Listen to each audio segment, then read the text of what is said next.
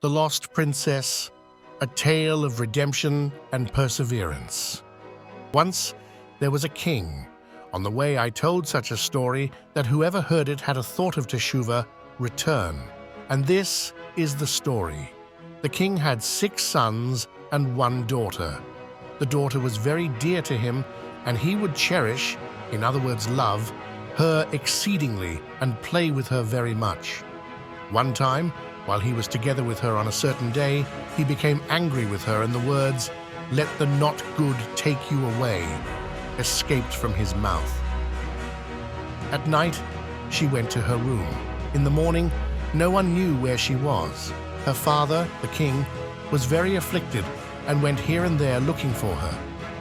The viceroy, second in kingship, arose because he saw the king was very distressed and asked to be given an attendant, a horse and money for expenses, and he went to search for her. He searched hard for her for a very long time until he found her. Now he tells how he searched for her until he found her. He went a long time in deserts, fields, and forests and was seeking her quite a long time. He was going around in desert area and saw a way from the side. He decided, since I have been going for such a long time in the wilderness and cannot find her, I will follow this path. Maybe I will reach a settled area. He went for a long time. Later on, he saw a castle and many soldiers standing around it. The castle was very beautiful, with the soldiers standing around it in fine order. He was afraid of the soldiers, lest they not let him enter. He decided, I will go and try. And he left the horse and went to the castle. They let him enter and did not hinder him at all, so he went from room to room, and they did not stop him. He came to a palace and saw the king sitting there with a crown and many soldiers standing around him. And many were playing on instruments for him, and it was very pleasant and beautiful there. And neither the king nor any of them asked the viceroy a thing. And he saw their delicacies and good foods, and he went and ate and went and lay down in a corner to see what would be done there. He saw that the king called for the queen to be brought, and they went to bring her. And there was a great commotion and a great celebration, and the musicians played and sang vigorously because they were bringing the queen. And they placed a throne for her and seated her next to him. And she was the king's daughter, and he, the viceroy, saw her and recognized her. Later, the queen glanced and saw someone lying in a corner. She recognized him and rose from her throne, went to him, touched him, and asked him, "Do you recognize me?" And he answered her, "Yes, I know you. You are the king's daughter who was lost." He asked her, "How is it that you've come here?" She answered him, "Because that utterance slipped out from her father, namely that the not good should take you. And here, this is the place that is not good." He told her that her father was very distressed and that he had been searching for many years. And he asked her, "How can I take you out?" She answered him, "You cannot take me out unless you choose for yourself a place and remain there for 1 year. And the entire year you must yearn for me to take me out. And whenever you have free time, you must only yearn, ask and hope expectantly to take me out, and you must fast. And on the last day of the year you must fast, and you must not sleep the entire 24-hour period, lit from period to period." He went and did so, and at the end of the year on the last day he fasted and did not sleep. And he arose and went there, that is, to the king's daughter, to take her out. He beheld a tree. On this tree grew very beautiful apples. He had a big craving for it, and he went and ate from them. As soon as he ate the apple, he fell down and sleep overtook him, and he slept a very long time. His attendant tried to wake him, but he could not be awakened at all. Later he awoke from his sleep and asked the attendant, "Where am I in the world?" He, the attendant, told him the whole story. "You have been sleeping a very long time. It is already several years, and I have sustained myself from the fruit. He, the viceroy, agonized very much, and went there and found her there, that is, the king's daughter. She lamented to him very much. "If you would have just come on that day, you would have taken me out of here, and because of one day you lost. In other words, because you could not restrain yourself one day, and you ate the apple, because of that you lost." In truth, not to eat is a very difficult thing, especially on the last day when the evil inclination becomes very strong. That is, the king's daughter said to him that now she would make the prohibition more lenient, and he would not be forbidden to eat, because it is a hard thing to abide by, etc.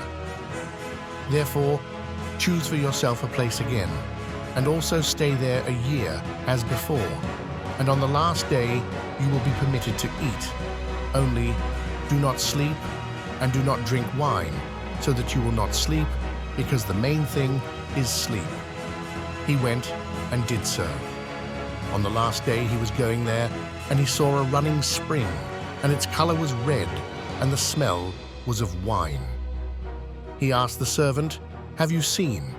This is a spring, and there ought to be water in it, but its color is red, and the smell is of wine." And he went and tasted from the spring. He immediately fell down and slept many years, until 70 years. There were many troops going along, with their trains that follow behind them, and the servant hid himself because of the soldiers. After that went a carriage and covered wagons, and there sat the king's daughter. She stood next to him, went down and sat next to him, and recognized him. And she tried very much to wake him, but he could not be woken. She started to lament over him, that so many great efforts and toils you tortuously made, these many years in order to take me out, and for one day, when you could have taken me out, you completely lost. And she cried very much about this. She said, "It is a great pity on you and on me that I am here such a long time and cannot go out," etc.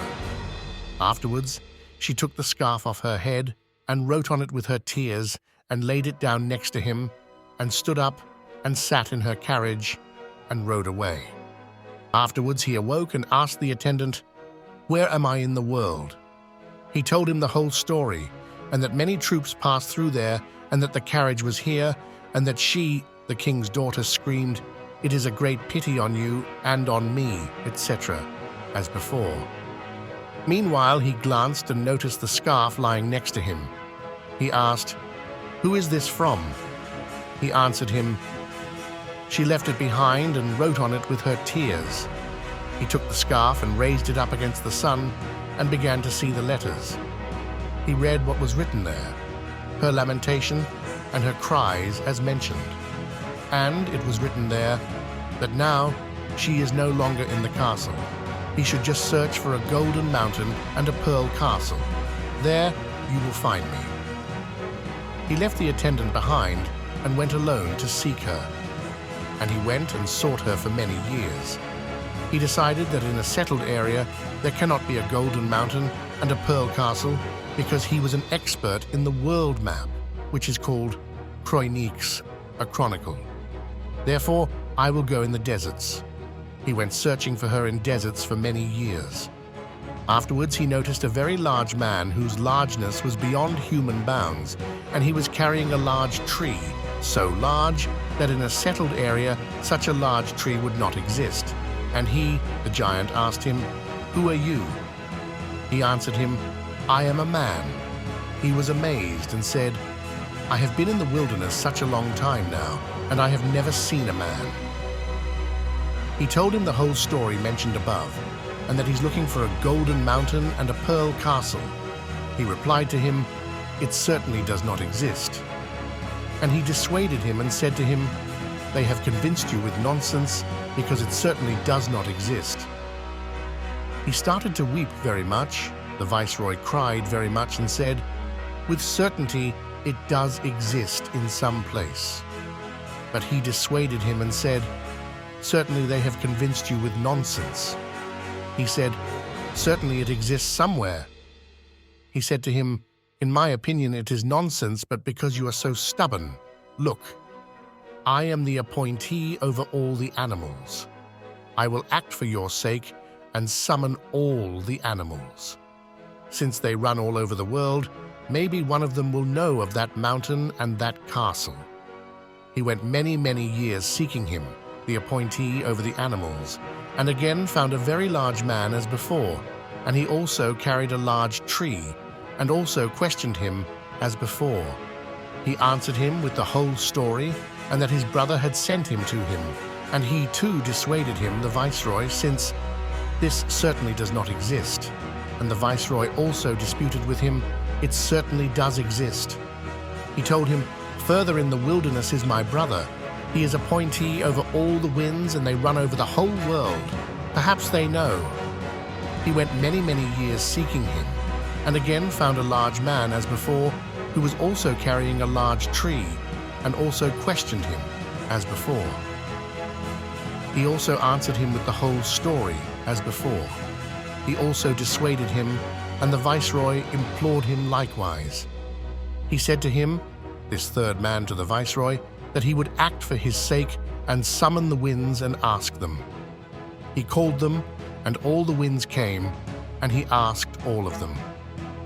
Not one of them knew of the mountain and the castle.